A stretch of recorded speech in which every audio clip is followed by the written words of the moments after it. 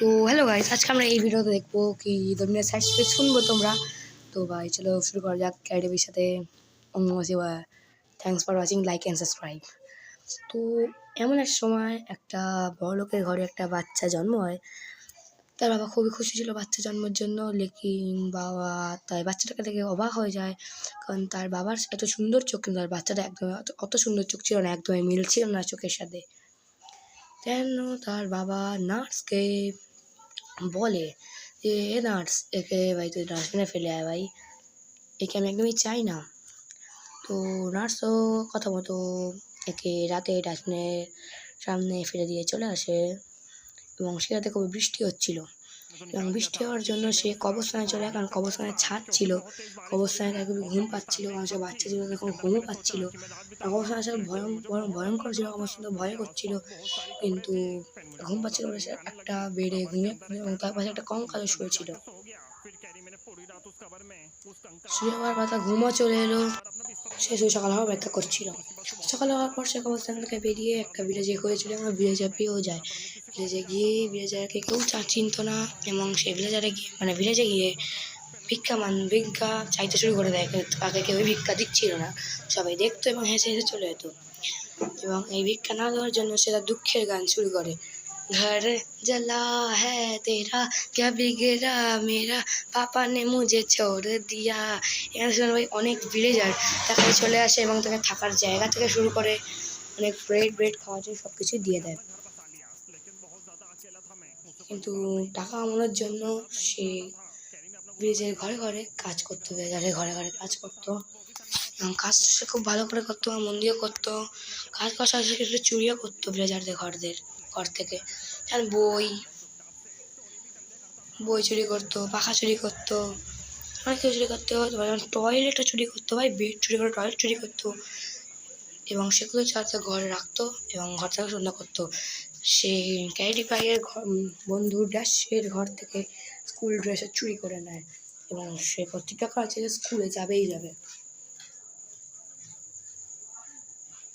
তার স্বপ্ন হয়ে যাচ্ছে অফিসার হয়ে বড় হয়।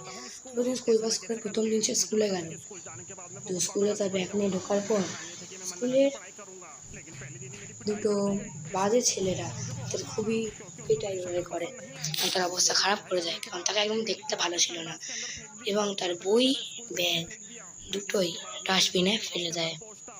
তো সে যখন টিচারের কাছে কমপ্লেন করতে গেল, তখন টিচার কোনো কথাই তার শুনতে চায়ও না, এবং টিচার তাকে মেরে মেরে ক্লাসের বাইরে বার করে দেয়।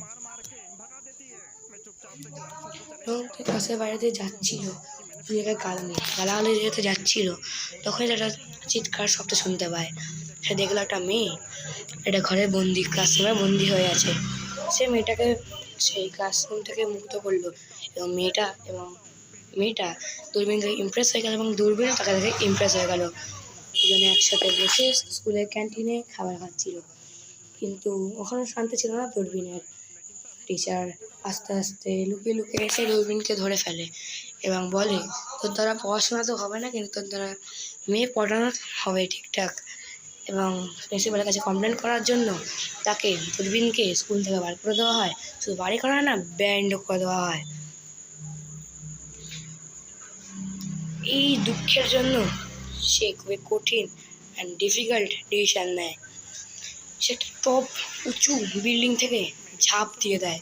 ঝাঁপ দেওয়ার সাথে সাথে তার কাছে স্লো ফলিং পোশন চলে আসে, তখন সে ভাবে যে সুপার হিরো হয়ে গেছে।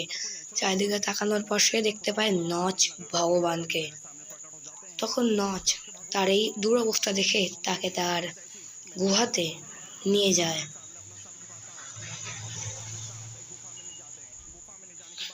গুহাতে নিয়ে গিয়ে তার খুব ভালো করে ট্রিটমেন্ট করে, এবং তার ওপর একটা খুবই ভয়ঙ্কর এক্সপেরিমেন্টও করে।